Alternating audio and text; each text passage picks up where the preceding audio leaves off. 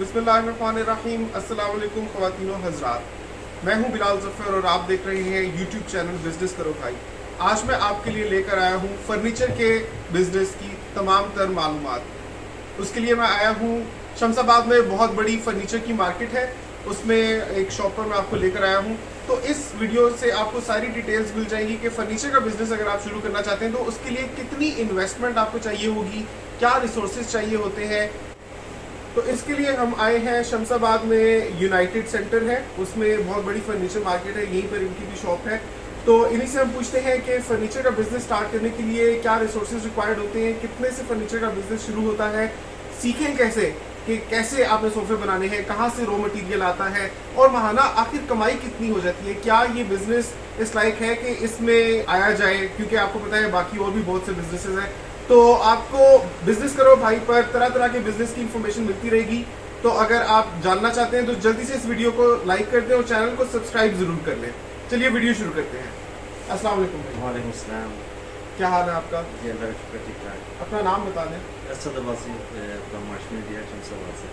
असद अब्बासी साहब from Hashmi interiors Shamsabad. Asad Abbasi साहब, आप ये बताइए कि आप फर्नीचर के बिजनेस में कितना अर्सा पहले आए? तकरीबन 17-18 साल हो गए मुझे इस फील्ड में। 18 साल से ये इस बिजनेस से एसोसिएटेड है, तो माशाल्लाह बहुत एक्सपीरियंस बंदे से आपको मिलवा रहा हूँ मैं। ये बताइए कि फर्नीचर का बिजनेस स्टार्ट करने के लिए कोई एजुकेशन रिक्वायर्ड होती है, कोई मैट्रिक पास है, एफएससी या कुछ करना पड़ता है पहले? ऑब्वियसली सर वो तो ज़रूरी होता है, क्योंकि अगर आपके पास एजुकेशन है तो आप बेहतर तरीके से कर सकते हैं। प्लस जो क्लाइंट आपके आते हैं उनका गाइड करना वो बेहतर तरीके से हो सकता है। इसलिए ज़रूरी है कि आप नॉर्मली जो है ना मैट्रिक तक होनी चाहिए आपको एजुकेशन। अच्छा, मैट्रिक तक एटलीस्ट एजुकेशन हो। वैसे एजुकेशन की रिक्वायरमेंट नहीं है इसको शुरू करने के जी लिए। वो ज़रूरी नहीं है, लेकिन अगर हो तो वो ज़्यादा बेहतर तरीके से। ये है कि पब्लिक डीलिंग और सोशल स्किल्स आपको आ जाती है, थोड़ी बहुत इंग्लिश आ जाती है, आपने आपका कॉन्फिडेंस और सेल्फ एस्टीम बूस्ट हो जाता है अगर आप पढ़े लिखे होंगे। बाकी अगर आपने 8वीं भी पास है या आपको बस बेसिक आप पब्लिक डीलिंग आप कर लेते हैं तो आपकी जो भी एजुकेशन है या नहीं भी है, आप इस बिजनेस को स्टार्ट कर सकते हैं। अच्छा, ये बताइए कि आप इससे पहले कोई और बिजनेस करते थे, आप शुरू से ही कर रहे हैं? नहीं मैं शुरू से डे वन से ही है मेरा। अब स्टार्ट इसी से किया था, मुझे जो है ना डिफरेंट फील्ड थी, मैंने इसे अपनाया और माशाल्लाह बड़ी अच्छी फील्ड है ये। तो जो हमारी फैमिली जितनी भी है वो होल्डिंग लाइन में, लेकिन मैं टोटली डिफरेंट चाह रहा था कि ये तो ऐसे करे जो पूरी फैमिली में किसी ने किया हो। तो ये जो डिफरेंट फील्ड थी फर्नीचर, वो बड़ी अच्छी फील्ड है, माशाल्लाह बड़ा अच्छा रिस्पॉन्स है। ठीक है। अच्छा, आप अपनी थोड़ी सी कहानी सुनाएं कि आप कैसे इस बिजनेस में आए, पहले आप क्या मतलब आपने क्या पढ़ा और कहाँ से आपने सीखा, और आपने पहले किसी के साथ आपने लग के काम किया या डायरेक्ट अपनी दुकान शुरू की? जरा अपनी कहानी सुनाइए। मैं स्टार्टिंग तो आया था एज अ हेल्पर, ये आज से तकरीबन 14-15 साल पहले की बात है। तो उस समय मेरी स्टार्टिंग सैलरी 2500 थी। अच्छा। तो माशाल्लाह से तो अपना वो सेटअप शुरू किया। तो अल्हम्दुलिल्लाह से बड़ी जो है जो हार्ड वर्किंग के बाद जो मैं स्टेज में पहुँचा, तो तकरीबन 4-5 साल से मैं अपने काम शुरू किया हुआ है। तो ये काफ़ी जो स्टार्टिंग में तो काफ़ी मुश्किल थी, लेकिन अल्लाह का शुक्र है अब काफ़ी जो है वो अर्निंग बेहतर हो गई है। तो सबसे पहले तो मैंने हेल्पिंग से शुरू की, उसके बाद फिर आस्ता आस्ता जो सेकंड स्टेज थी वो सेलमैनी पे, उसके बाद फिर अपना सेटअप शुरू किया था। अल्लाह का शुक्र है जो है ना काफ़ी इस स्टेज को अच्छा। अपना सेटअप। चले हम फोकस करते हैं डिस्कशन को इन्वेस्टमेंट की तरफ। कितनी इन्वेस्टमेंट हो हाथ में हो बंदे के तो वो किस लेवल की दुकान शुरू कर सकता है? अगर आपने छोटा सेटअप शुरू करना है जिसको नॉर्मली आपको तकरीबन 25 से 30 लाख चाहिए होती है इन्वेस्टमेंट के लिए। छोटा सेटअप मुराद? इसमें इट्स मेन के 10 मरले तक अगर आपके पास स्पेस हो तो उसके लिए आपको इतनी स्पेस चाहिए होता है, जिसमें इसमें जो है ना वो वर्कर्स आपके आ जाते हैं, जिसमें कारपेंटर इंक्लूडेड हैं, वो कुशन्स वगैरह, कुशन्स वाले बाकी जो वर्कर हैं। इसके अलावा शॉप आपको चाहिए होती है, तो लोकल काम यहाँ पे बनाते हैं, जो मिक्स वगैरह बेड बनते हैं। इसके अलावा जो मैन इसका जो है ना वो डिपार्टमेंट वो चिन्नौर से आते हैं सामान ज़्यादा, वो वहाँ से भी हम लोग करते हैं डील जो है ना 50% यहाँ लोकल अपना रिपोर्ट करते हैं। अच्छा, मतलब 25 लाख की इन्वेस्टमेंट हो तो आप एक छोटा सेटअप लगा सकते हैं? जी बिल्कुल नॉर्मली। ठीक है। तो आप अभी जिस सेटअप में काम कर रहे हैं माशाल्लाह, तो वो कितने इन्वेस्टमेंट उसके लिए, मतलब कितने इन्वेस्ट आपने किए? तकरीबन ये हमारा जो है ना 35 से 40 लाख इन्वेस्ट हुआ है। अच्छा, आपका जी लेट्स से 40 लाख आपका इसमें इन्वेस्ट हुआ हुआ है। जी इसमें आपका सारा रॉ मटेरियल, सारा सामान, लकड़ी वगैरह भी आती है, उसकी बनवाई भी आती है, सारे वर्कर्स और जो दुकान का किराया है सब कुछ उसमें इंक्लूडेड है? जी इंक्लूडेड है, इसमें कवर हो जाता है? जी। इसमें ये भी है कि जो एक डिज़ाइन हमारे पास रिपीट भी उनकी पड़ी होती है, इसमें रॉ फॉर्म में भी है और रेडी में भी है, इसमें सारे इंक्लूडेड अच्छा, ये बताएं कि इसमें माहाना बचत कितनी हो जाती है? ये डिपेंड करता है आपकी सेल पे। अगर आपकी सेल होती है 25 या 30 लाख, तो आपको जो है ना 5 से 6 तक आपकी जो है मंथली या जो है प्रॉफिट मार्जिन आते हैं। वैसे जो इसका रेट ऑफ प्रॉफिट मार्जिन का वो 20 से 40% है, लेकिन आजकल थोड़ा सा कंपटीशन है, वो थोड़ा सा प्रॉफिट मार्जिन थोड़ा सा हो सकता है। मतलब आप कह रहे हैं कि एक महीने में 4 से 5 लाख रुपए बच जाते जी हैं? जी जी, अगर आपकी स्पेस है, अगर सपोज आप 30 लाख किया है सेल, तो आपको इतने जो है प्रॉफिट मार्जिन आएगा।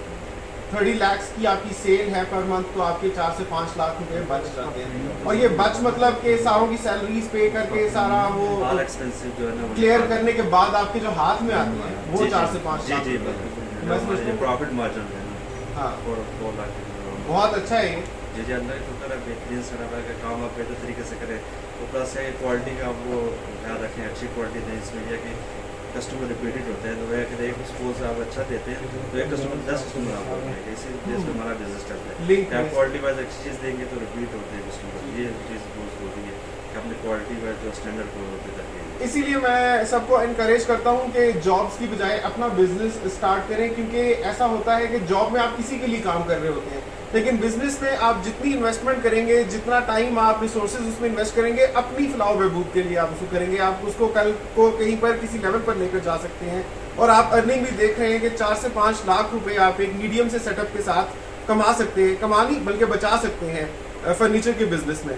लेकिन जब हम बिजनेस की बात करते हैं तो ये पैसा तो बड़ा अच्छा लगता है सबको कि 4 से 5 लाख रुपए पर मंथ आ गए, लेकिन जहाँ बिजनेस की बात होती है वहाँ रिस्क भी होते हैं बहुत। जो जॉब में तो होता है कि आपको कंफर्म होता है कि at the end of the month आपको एक फिक्स्ड अमाउंट मिलनी ही मिलनी है। इस फर्नीचर के बिजनेस में आपको क्या रिस्क फेस करने पड़ते हैं? असल में इसमें ये होता है कि अगर आप क्वालिटी और स्टैंडर्ड आप अपना रखेंगे तो उसमें बहुत कम चांसेस होते हैं कि लॉस होने के या रिस्क कम होता है। तो इसमें जितनी आपकी बेहतर डिपेंड करता है आपकी क्वालिटी पे। अगर आप क्वालिटी अच्छी करेंगे तो ऑब्वियसली आपको इंशाल्लाह वो नहीं होते, रिस्क का चांस नहीं होते। मेनली इस किस्म के जो सोशल और पॉलिटिकल इवेंट्स होते हैं, जैसे आजकल बार बार लॉकडाउन लग जाता है, तो उसमें आपका हर्ज होता होगा कमाई का मेरे ख्याल में, तो this can be counted as a risk कि क्योंकि कोरोना की जो सिचुएशन है उसमें बार बार लॉकडाउन लग रहा है, तो फर्नीचर बिजनेस आपका किस हद तक इफेक्ट हो रहा है इससे? ऑब्वियसली वो तो हर बंदा उससे इम्प्रेस होता है ना। आप देखें जितना भी जिस छोटे से भी है वो लॉकडाउन में तो हर बंदा इससे इम्प्रेस हुआ, लेकिन अल्लाह का शुक्र है हमारा जो होता है इतनी सेविंग हो जाती है कि हमारे 2-3 महीने में वो ईजीली निकाल सकते हैं। कि जितनी भी एक्सपेंस हैं इसके फैक्ट्री के, इसके अलावा जितने भी फैक्टर्स हैं वो अलहमदिल्ला हमारे जो प्रॉफिट मार्जिन आता है उसमें काफ़ी हम सर्वाइव कर सकते हैं। अच्छा, ये बताएं कि अब एक नया बंदा है जिसके पास है 35 लाख रुपए और वो शुरू करना चाहता है ये फर्नीचर का बिजनेस, वो ट्रेनिंग कहाँ से ले? क्योंकि मैं समझता हूँ कि इस बिजनेस में अगर आप बिल्कुल एज अ न्यू पर्सन आ जाओगे कि आपके पास बिल्कुल आपको पता नहीं है कहाँ से आपने लेनी है लकड़ी, कहाँ से आपने बनवाना है सारा फर्नीचर, और फिर आपने चलो मार्केटिंग तो एक फिर भी आजकल सोशल मीडिया है, बहुत से प्लेटफॉर्म्स हैं, लेकिन ये जो सीखने का सारा अमल है कि अब मैं कहाँ से ये अब मैं देख रहा हूँ ये एक बेड का बैक साइड है, ये कहाँ से बनती है, कहाँ से लकड़ी आती है, इसके ट्रेनिंग के बारे में बताएं। इसमें जो है ना आपको एक्सपीरियंस होना बहुत ज़रूरी है, क्योंकि बगैर एक्सपीरियंस के जो है ना आप इसमें आप नहीं चल सकते। इसलिए ज़रूरी है कि आपको आना होना चाहिए कि कौन सी वुड है, इसमें मुख्तलिफ कैटेगरीज आती हैं, इसका शीशा वुड आ गई, इसमें टिकर आ गई, मतलब 20% का डिफरेंस है। सपोज अगर आपको टिकर मिले से 600 पर स्क्वायर फुट, वही अगर शीशा में आप लेंगे तो वो आपको 3200 पर स्क्वायर फुट है, और आप बंदे जज नहीं कर सकते कौन सा बोर्ड है। इसके लिए बहुत ज़रूरी है आपके पास एक्सपीरियंस होना चाहिए। इसके लिए बेहतर नहीं है कि आप किसी फील्ड में पहले एज अ वर्कर वो करें, तो प्लस वो प्रोजेक्ट करेंगे। इसके बाद मुख्तलिफ जो हमारी वर्कशॉप्स होते हैं उसमें आना होते हैं, कौन सी बोर्ड यूज़ होती है, कौन सी पॉलिसी यूज़ होती है, उसमें कम से कम 3-4 साल का एक्सपीरियंस जरूरी है। मतलब मैं ये समझ रहा हूँ कि आपको स्टार्ट करना पड़ेगा बिल्कुल जीरो से, बेस लेवल से आपको स्टार्ट करना पड़ेगा। बेहतर ये है कि आप किसी के साथ एज ए हेल्पर काम करें, किसी फर्नीचर शॉप पे डे टू डे आप डीलिंग देखेंगे, कैसे कस्टमर्स आते हैं, किस तरह का माल होता है, ए क्वालिटी का कौन सा होता है, बी क्वालिटी का कौन सा होता है, कहाँ से वो बन के आ रहा है फर्नीचर, आपको सारा जो उसमें आपकी ऑन द फील्ड लर्निंग होगी वो शायद किसी और जगह पर नहीं हो सकती।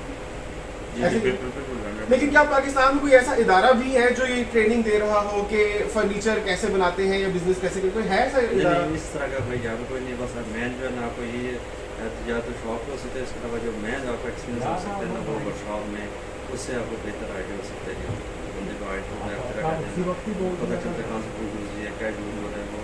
जाते हैं, आपको देखते हैं मेकिंग में ना होता है। मतलब आपको जीरो से स्टार्ट करना पड़ेगा, किसी न किसी के साथ काम करना पड़ेगा। जी जी बिल्कुल। चलिए अब हम आपकी थोड़ी शॉप दिखाते हैं, आप व्यूअर्स को इंट्रोड्यूस करवाएं कि कौन कौन सी किस्म की लकड़ी होती है, अच्छी कौन सी समझी जाती है और प्राइसेस क्या है। ठीक है, हमारी जो ज़्यादातर वो शीशा मोड है, आजकल तकरीबन 90% हम टीन वाले इसमें ये है कि कंप्लेन का रिस्क भी बहुत कम होता है और आम जो है ना मीडियम क्लास के लोग भी वो अपलोड रिस्क आ जाती है। इसके अलावा जो हाई क्लास में आ जाती है एश फूड में आ जाती है, लेकिन उसका एक्सपेंसिव आ जाता है, तो जो हाई क्लास के लोग हैं मीडियम के लोग बहुत कम रहते हैं। चलिए अब हम दिखाते हैं फर्नीचर थोड़ा। अच्छा, तो ये जो आप बता रहे हैं कि अगर बगैर एक्सपीरियंस कोई बंदा आ जाता है तो वो लॉस, मतलब उसका थोड़ा एक्सप्लेन करें क्या सिस्टम होता है ये। उसमें यही होता है ना कि वो जो हमारे इधर जितने भी कारपेंटर्स वर्कर्स हैं, वो अगर आपको आइडिया नहीं है तो वो जो एक चीज़ है आपको सपोज 20,000 की आपको वो 40 की पड़ेगी, तो आपको कितने के वो मार्केट में कंपटीशन भी ज़्यादा है, तो आप कितना वो उसमें करेंगे, इसलिए आपको लॉस होने के चांसेस ज़्यादा होते हैं। हाँ, इसके लिए ज़रूरी है कि आप अपने पर वो एक्सपीरियंस 2-3 साल को बात आओ ना हो जाती है, फिर आस्ता आस्ता बंदा जो है ना वो बेहतर कर सकता है। सही। चलें अब हम थोड़ा फर्नीचर देखते हैं। अब मिसाल के तौर पे ये सोफ़ा बड़ा खूबसूरत लग रहा है। ये वाला हमारा जो है वो अच्छा, स्टार्ट से स्टार्ट कर दें। चलें आपकी दुकान का हम सर्वे करते हैं। आप बताएं कि इस सोफ़ों के लेटेस्ट स्टाइल्स कौन से चल रहे ये हैं, वाला देखिए। क्योंकि इनमें भी एक ट्रेंड होता है ना, एक तरह का स्टाइल होता है वो सब बनवाने लग पड़ते हैं, तो आजकल ज़्यादा ट्रेंडी कौन सा है? ये वाला देखने ये बहुत ज़्यादा इन्हें आजकल ये बिल्कुल मॉडर्न लाइन में ये डीको पेंट है, जी डीको पेन, और ये बिल्कुल सीजनल वुड पे हुआ हुआ है, शीशम पे। शीशम पे। ये लाइफ टाइम होती है, इसमें कंप्लेन का रिस्क नहीं होता है, कोई जॉइंट्स वगैरह खुलने या उस पर वो कीड़ा शीड़ा लगने के चांसेस बिल्कुल नहीं होते। ये कितने सीटर सोफ़ा ये है? 7 सीटर में है। ये इसकी प्रिंसिपल चेयर्स हैं, वो बीच में ये 3 बंदों की ये है, 3 सीटर को वो 2 2 सीटर है और ये प्रिंसिपल चेयर है। ये बताएं ये बनाने में आपका कितना कॉस्ट कितनी आई इसको बनाने में? ये तकरीबन हमारी 120 के राउंड अबाउट जो है इसमें ऑल एक्सपेंसेस में है इंक्लूडेड, मतलब 120 इसकी प्राइस है। जी, जी। 1,20,000 रुपीज़। अच्छा, ठीक है, आगे आ जाए। इसके अलावा ये देख लें, ये वाला बेड। अच्छा, ये इसी के साथ का है मैचिंग। जी जी, ये वाला बेड ड्रेसिंग है, 2 साइड टेबल्स हैं, लेकिन ये फाइबर में, ये इसमें शीशा में नहीं है। अच्छा, ये फाइबर है जी, और ये शीशम है, जी। लेकिन कोई डिफरेंस मुझे पता नहीं चल रहा। वो तो आम बंदा जज नहीं कर सकता। ये फाइबर है? जी फाइबर में, ऊपर तो डीको पेंट ही हुआ हुआ है ना। जी, सेम उसी के अच्छा, साथ ये फाइबर है और मैं आपको क्लोजअप दिखाता हूँ शीशम का पेंट। वो तो पॉलिश के कलर का थोड़ा सा डिफरेंस है, शेड सेम भी हो सकता है वो। लेकिन सेम भी हो सकता है, तो मेरा नहीं ख्याल पहचाना जा सकता है कि शीशम कौन सा है तो फाइबर कौन सा है। जी जी जी ऐसा ही है। जी बिल्कुल।